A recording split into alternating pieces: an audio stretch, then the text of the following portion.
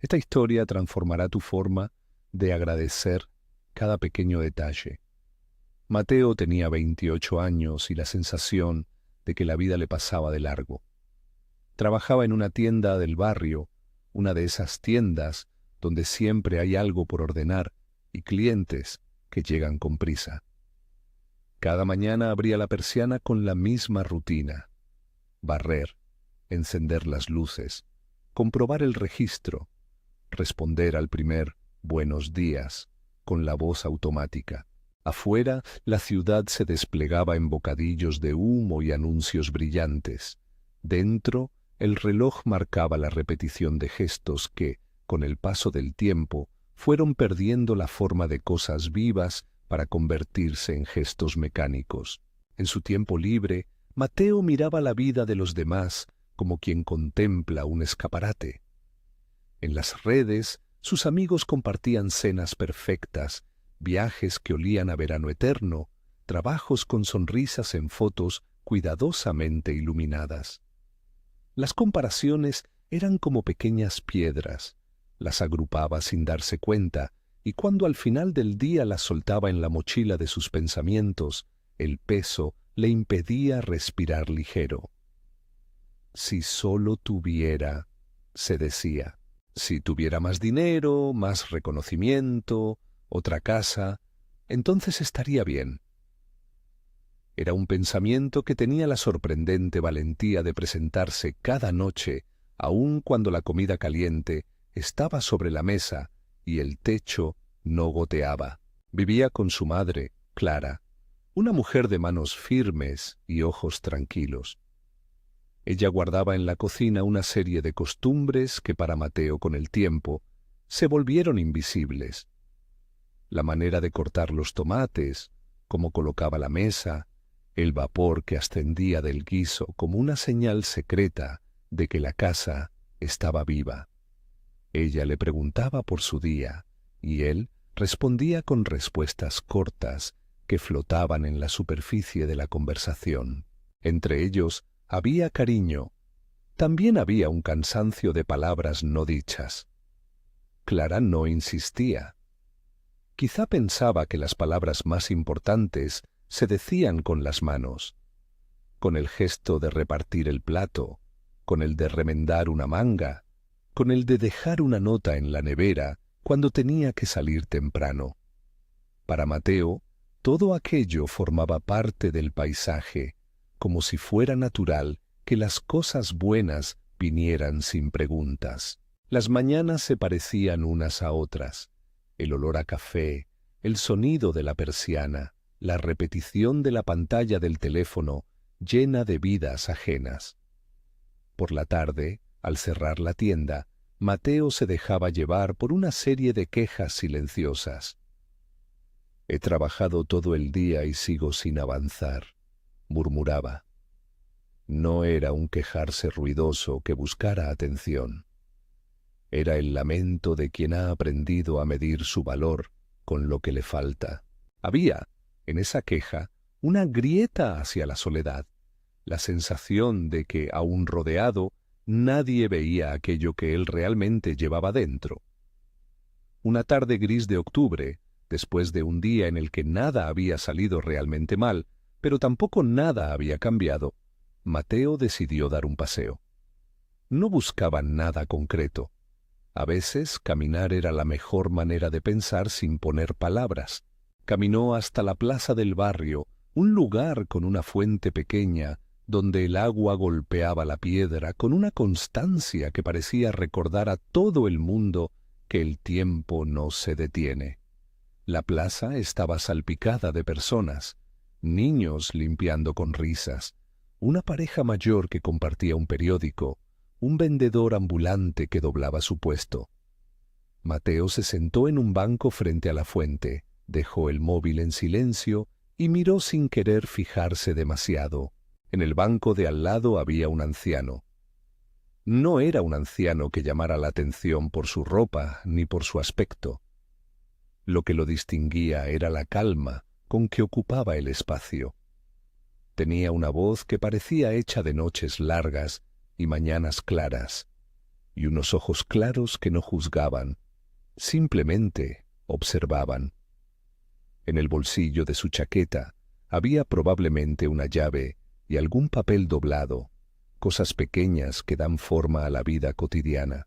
Por un momento, Mateo y el anciano compartieron el mismo silencio, ese tipo de silencio que no pide nada y sin embargo lo ofrece todo.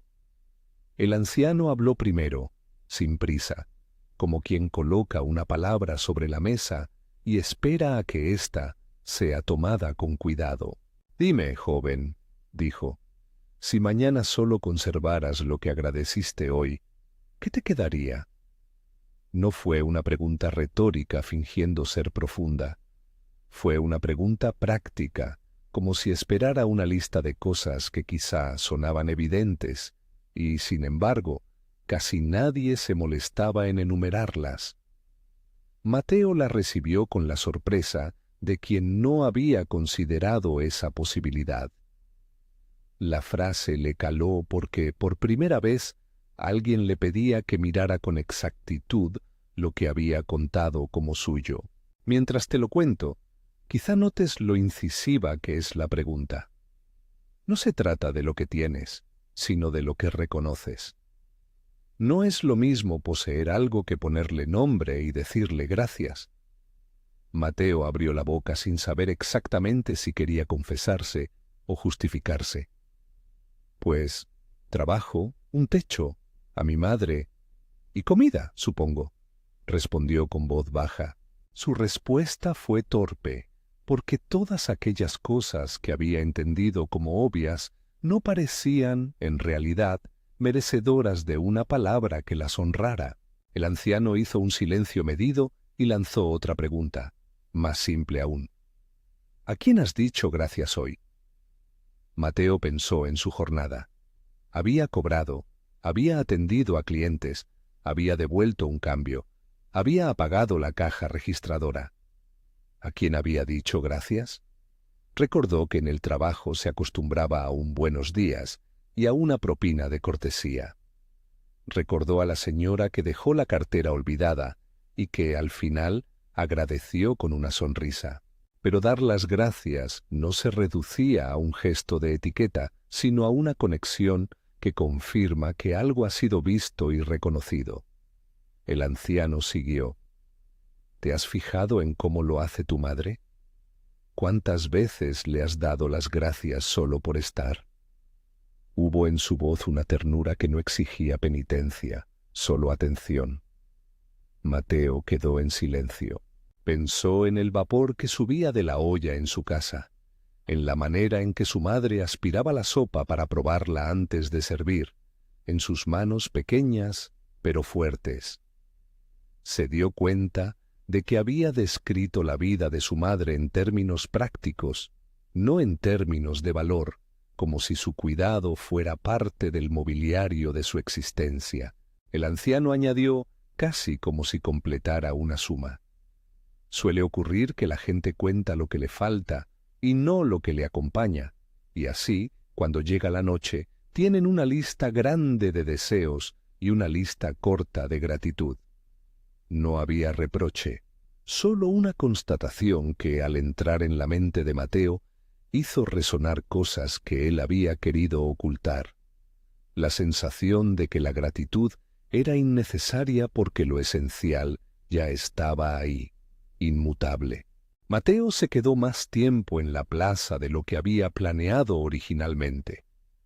A través del cristal de la tienda había visto muchas caras, muchas historias, pero solo en ese banco, frente a aquel anciano, comprendió que su mirada había perdido la costumbre de detenerse.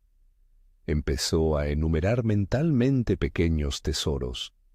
La sonrisa de la cajera cuando coincidían las monedas, el calor de la taza de café en las manos, el perro del vecino que le lamía la pierna cada mañana sin pedir nada a cambio. Eran cosas que, hasta entonces, habían pasado como sombras en el borde de su atención. Cuando el sol comenzó a bajar y la luz tomó un tono dorado, Mateo se levantó del banco. No sabía si el anciano continuaría allí al día siguiente. Quizá sí, quizá no. No era eso lo que importaba. Lo importante era que algo había cambiado en su manera de mirar. No había promesa de riqueza ni de milagro. Solo había una invitación a un ejercicio sencillo: nombrar lo que existe y agradecerlo. Esa noche, en casa, la escena fue pequeña pero decisiva. Clara había preparado un guiso casero, las patatas tiernas, el pimiento que soltaba un aroma cálido, el vapor que se alzaba en remolinos. La mesa estaba puesta con 2 platos, y junto al plato de Mateo una nota manuscrita: «Que tengas un buen día mañana. Te quiero».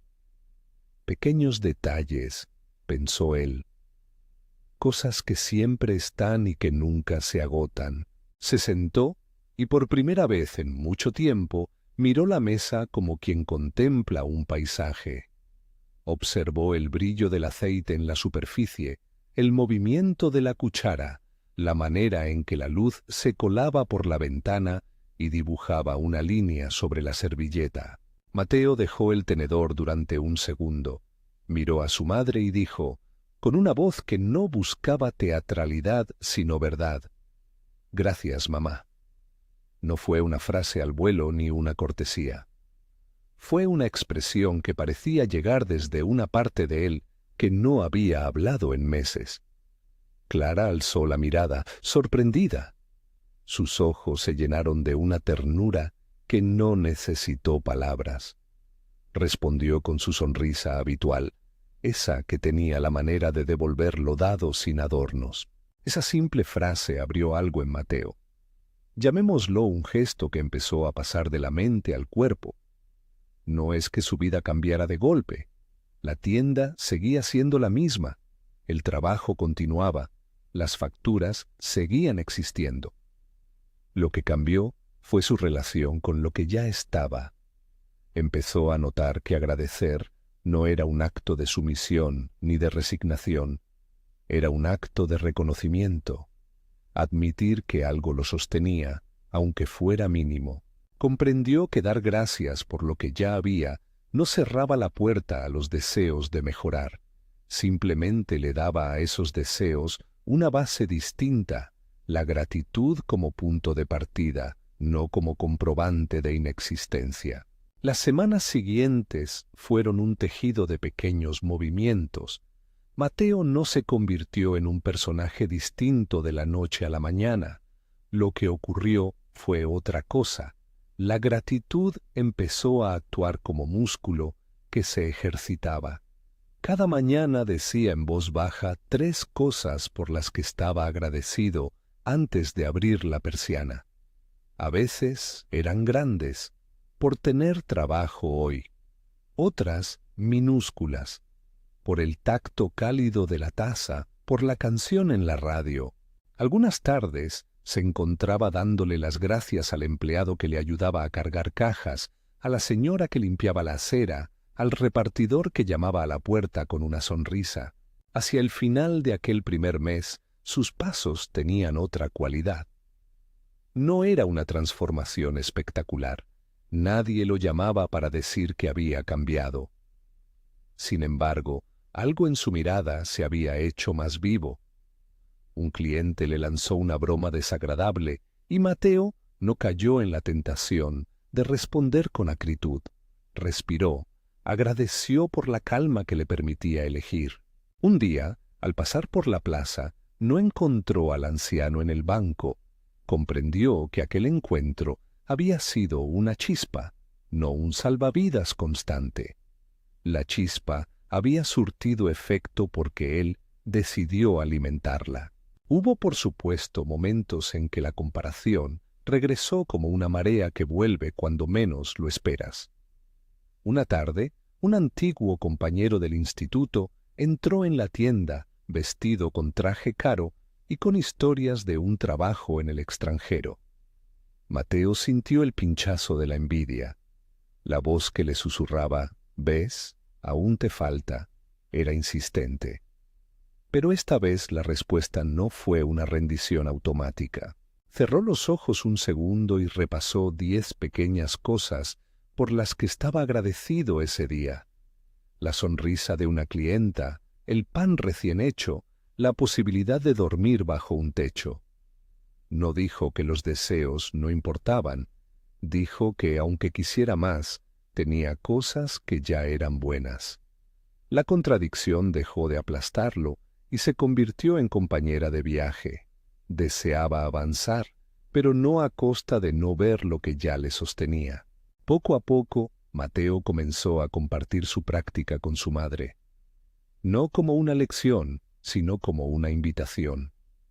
Por las noches, antes de apagar la luz en la habitación que compartían, intercambiaban pequeñas listas. «Hoy estoy agradecido por…», decía uno. El otro respondía con su propia lista. No era un ritual rígido. Había noches en las que las palabras fluían y otras en las que la tarea parecía trivial. Aún así, la repetición fue consolidando una nueva sensibilidad. Clara le contó historias de su infancia. Tiempos en que no había mucho, pero en los que siempre hubo una comida compartida, una canción cerca del fuego. No fueron lecciones moralistas, sino relatos que recordaban el color de pequeñas cosas que no están en las pantallas. Una mañana, cuando la lluvia golpeaba con decisión el cristal de la tienda, un cliente entró y dejó olvidada una bufanda. Era una bufanda fina, de color llamativo, y en su bolsillo había una carta doblada. Mateo, al revisarla, encontró unas líneas que hablaban de alguien que extrañaba a su madre. De pronto, aquello dejó de ser una prenda y se convirtió en una historia. Llamó al número que venía escrito y concertó una cita para devolver la bufanda. En la espera, se dio cuenta de que la acción de agradecer había ampliado su capacidad de empatía. Reconocer lo que tienes al mismo tiempo que miras al otro. No se trataba de sentirse superior. Se trataba de estar atento. El anciano había dicho una cosa más, en la plaza, que Mateo no había olvidado. La gratitud es un espejo. Lo que miras en él crece. Con el tiempo, Mateo entendió que no era una promesa mágica, sino una observación práctica. Si cada día buscabas pequeñas razones para decir gracias, dejabas de mirar únicamente lo que te faltaba y empezabas a ver soluciones, compañía, recursos. La mirada cambia la realidad porque la atención tiene poder. No el de crear riqueza de la nada, sino el de desplegar lo que ya está presente y que muchas veces pasa desapercibido. Un episodio sencillo puso a prueba lo que había aprendido. Llegó a la tienda un tipo de cliente que siempre se mostraba impaciente, con la prisa como bandera. Ese día, además, la caja registradora se atascó. La vieja máquina escupió un error que a veces requería paciencia y otras un abrir y cerrar de nervios. Mateo sintió el leve impulso de devolver la brusquedad. En cambio, respiró y por un impulso automático, que ya no era automático, sino adquirido, dijo: «Gracias por esperar». La frase era pequeña, pero desencadenó un cambio en el ambiente. El hombre frunció el ceño un segundo, luego soltó una risa corta y al final elogió la calma. Mateo no ganó nada material por aquello, pero confirmó algo crucial. La gratitud tiende a transformar las interacciones, porque convierte la atención en reconocimiento. Las palabras del anciano seguían visitándole de vez en cuando. Si mañana solo conservaras lo que agradeciste hoy, ¿qué te quedaría? A veces la repetía en silencio antes de dormir. A veces la reutilizaba para ordenar pensamientos en voz alta. Era una brújula discreta que ayudaba a decidir en el ruido, responder con amargura o con reconocimiento, acoger una dificultad o permitir que la queja la multiplicara. No había una fórmula mágica. Había una práctica diaria, humilde, casi artesanal. Cierta tarde, tras un año de pequeños cambios, Mateo volvió a la plaza con la intención de encontrar al anciano, no para agradecerle por una solución externa, sino para compartir lo que había aprendido. Caminó entre la gente y buscó el banco donde se habían cruzado meses atrás. No vio al anciano. No supo si se había mudado, si estaba en otra ciudad, si había simplemente decidido cambiar de banco. Fue un momento de ligera decepción que, sin embargo, no resultó en desánimo. En su lugar apareció una sonrisa, porque comprendió que la semilla había ido a su tierra y que no necesitaba al jardinero para seguir creciendo. Era su responsabilidad continuar regando aquello que había empezado. Esa noche, en casa, la mesa tenía un aspecto sencillo pero acogedor. Las mismas manos que antes le parecían ordinarias, ahora eran un paisaje de detalles. La línea que dejaban los dedos en la masa al amasar, la costura imperfecta que remendaba la camisa favorita de Mateo, las pequeñas manchas que contaban historias de esfuerzos. Se permitió detenerse más tiempo en mirar. Luego, antes de cerrar la puerta de la cocina, escribió en un trozo de papel 3 cosas por las que estaba agradecido en el día. La costumbre se hizo ritual sin solemnidad, una manera de terminar el día con atención. Hay un rumor persistente en la sociedad que sugiere que agradecer es un gesto ingenuo, que mirar lo cotidiano es conformarse. Sin embargo, la historia de Mateo enseña otra cosa. Agradecer no reduce el deseo de mejorar, lo coloca sobre cimientos distintos. Cuando agradeces por lo que tienes, la ambición deja de ser un grito de falta y se convierte en una posibilidad creativa. No porque la gratitud garantice que todo saldrá como quieres, sino porque te sostiene mientras trabajas y te ayuda a no medir tu valor únicamente por los resultados externos. Con el paso del tiempo, Mateo notó que sus relaciones cambiaban, no por un gesto grandioso, sino por una acumulación de reconocimientos. La gente que entraba en la tienda percibía que había una atención más humana, menos mecánica. Los clientes volvían, no solo por mercancía, sino por una forma de trato que les hacía sentir vistos. En casa, las conversaciones con su madre se hicieron más largas. Se intercambiaban recuerdos, se hablaba de planes pequeños. Había discusiones como en cualquier familia, pero éstas tenían la cualidad de ser verdaderas. Se arreglaban con más facilidad porque la gratitud había suavizado el tono de los desacuerdos. Un día, su jefe le ofreció la posibilidad de encargarse de otra tienda en un barrio más próspero. Era una oferta que implicaba más horas y una responsabilidad distinta. Mateo pensó en las ventajas y en los costos. Podría ganar algo más, sí, pero también significaba menos tiempo en casa. Antes, la decisión le habría parecido una oportunidad única que obligatoriamente debía perseguir. Ahora meditó y después de hablarlo con su madre, decidió aceptarla con un criterio nuevo. No fue una renuncia a la ambición, sino una elección que integraba lo que valoraba. Elegir con gratitud le permitió no perder de vista qué era realmente importante. No solo el dinero, sino también el tiempo compartido, la posibilidad de cuidar y ser cuidado. La gratitud, para Mateo, ya no era un acto aislado.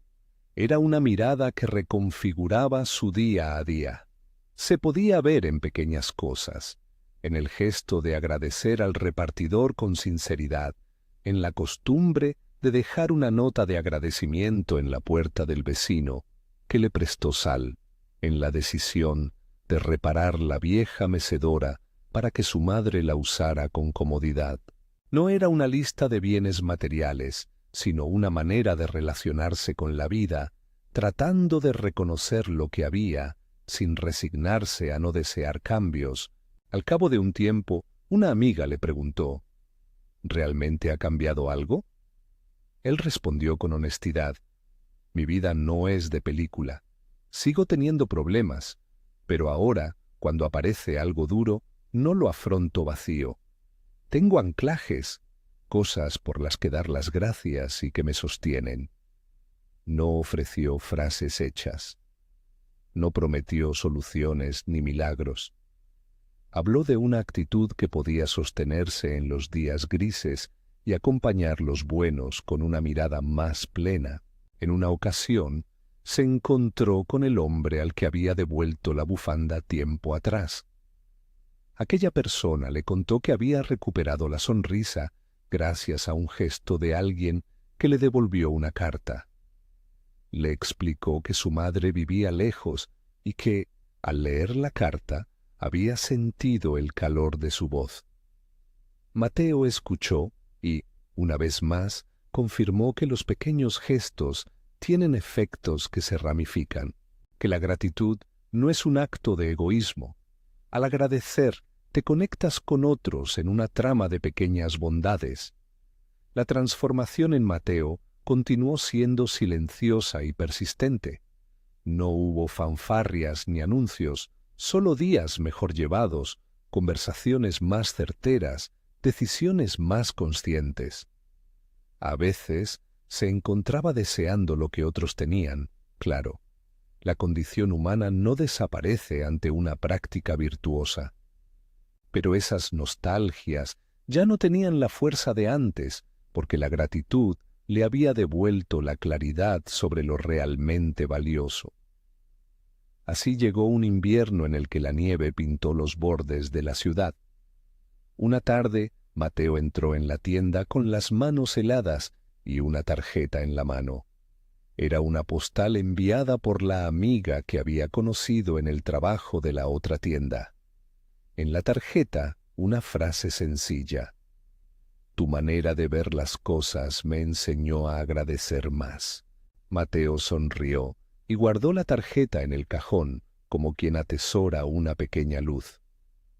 Comprendió que la práctica de agradecer, humilde y diaria, se había convertido en una forma de prudencia emocional. Le permitía navegar los vaivenes con menos daño. Muchas personas creen que las grandes enseñanzas vienen acompañadas de gestos espectaculares. La historia de Mateo demuestra lo contrario. Las lecciones más profundas pueden presentarse en la forma de una pregunta sentada en un banco, en la voz de un anciano que no ofrece fórmulas, sino invitaciones. Si mañana solo conservaras lo que agradeciste hoy, era una pregunta que había puesto en marcha el mecanismo de la atención. No porque prometiera acabar con toda dificultad, sino porque ayudó a Mateo a no vivir tan a la deriva. En algún punto, Mateo dejó de necesitar a alguien que le recordara dar gracias. La práctica se convirtió en una costumbre libre. Por las mañanas anotaba 3 cosas por las que estaba agradecido. Por las noches, compartía alguna de ellas con su madre. Hubo días en que la lista era corta y días en que brotaba con facilidad. Eso también formaba parte del aprendizaje. La gratitud no es constante, es una capacidad que requiere paciencia. Quiero terminar con una imagen que probablemente te acompañe después de escuchar esta historia. Imagina una mesa modesta con 2 platos, una olla humeante y una nota que dice «Que tengas un buen día». Mira esas manos que arreglan la ropa, la luz que entra por la ventana, la sonrisa que surge cuando nadie la espera. Ahora, pregúntate, ¿por cuántas de esas cosas podrías dar las gracias hoy? No como una obligación, sino como un ejercicio de atención que te ayuda a sostenerte en los días buenos y en los que no lo son tanto. Si esta historia te ha tocado, escribe en los comentarios desde dónde nos escuchas. Me interesa saber qué paisaje acompaña tu día. Una ciudad, un pueblo, una ventana con lluvia. comparte ese fragmento de tu vida y conecta con otros. Antes de despedirme, un último dato práctico. La próxima vez que te sorprendas comparando tu vida con la de alguien más, haz una pausa breve y nombra en voz alta 3 cosas por las que estás agradecido en ese momento. No prometo que la comparación desaparezca, pero sí te aseguro que tu corazón tendrá más de dónde apoyarse. Si esta historia te hizo pensar, escribe gracias en los comentarios y comparte con alguien que necesite verla. A veces, una palabra escrita es el comienzo de una mirada distinta.